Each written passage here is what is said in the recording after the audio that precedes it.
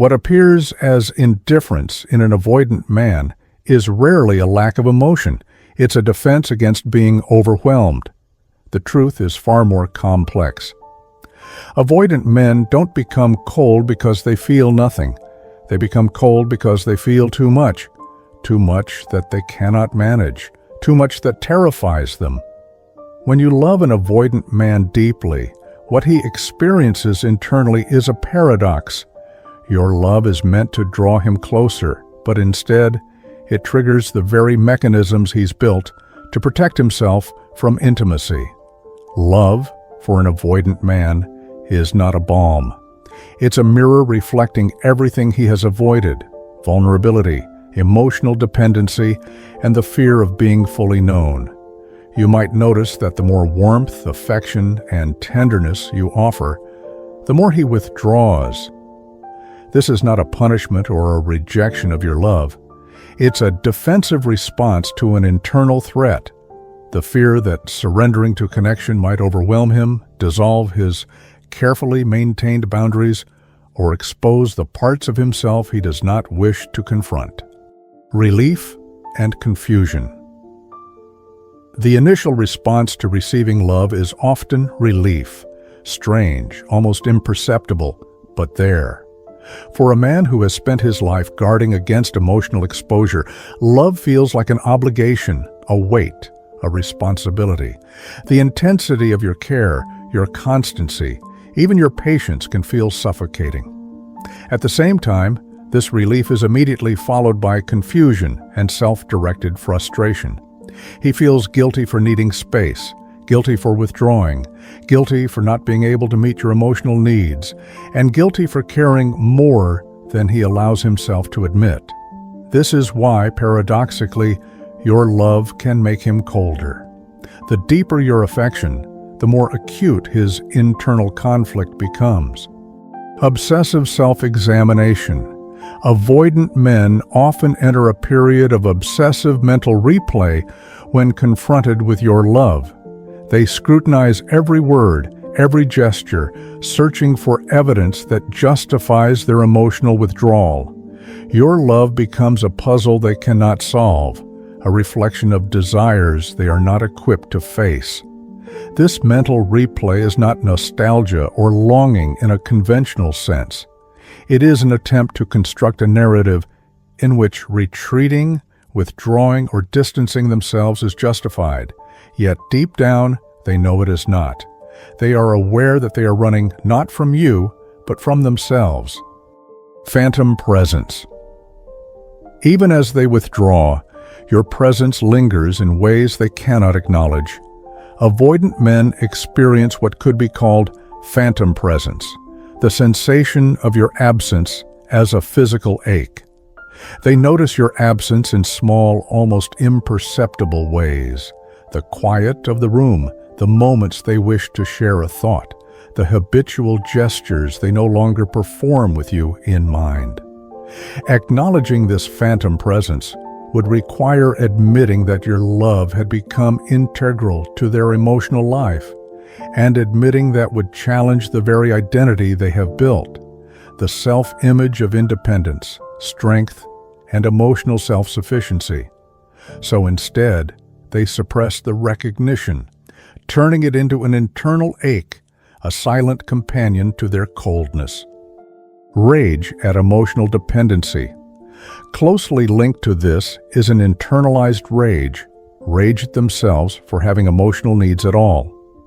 The more you love them, the more painfully aware they become of their dependency. This is not directed at you, but turned inward, a harsh self-judgment that their humanity, desire for connection, need for intimacy, is a flaw. This rage reinforces their avoidant tendencies. The more they feel it, the more they build walls, the more they withdraw. Your love illuminates the parts of them they most fear, and the only way they know to survive that illumination is by distancing themselves. Terror of being surpassed. There is another, subtler reaction to your love. Terror at the thought that you might grow beyond their influence. Avoidant men often hope that by keeping distance, they maintain control. But when your affection remains steadfast and your heart continues to expand, it terrifies them. This terror is not about jealousy, it is about the collapse of their psychological strategy. They fear the possibility that your life, your happiness, your growth may surpass them, that you could find someone capable of giving the love they cannot. The more you give, the more the potential of leaving them behind becomes real. Shame and self-condemnation. Finally, their coldness is fueled by shame. Shame that they cannot return the love they receive. Shame that they are unable to be the partner they wish to be. Shame that their fear dictates their choices. This shame is corrosive, deep, and silent. It cannot be spoken aloud without destroying the self-image they cling to, so it manifests as distance. Your warmth triggers this shame because it exposes a truth they are not ready to face. That avoidance is not strength, but a protective illusion.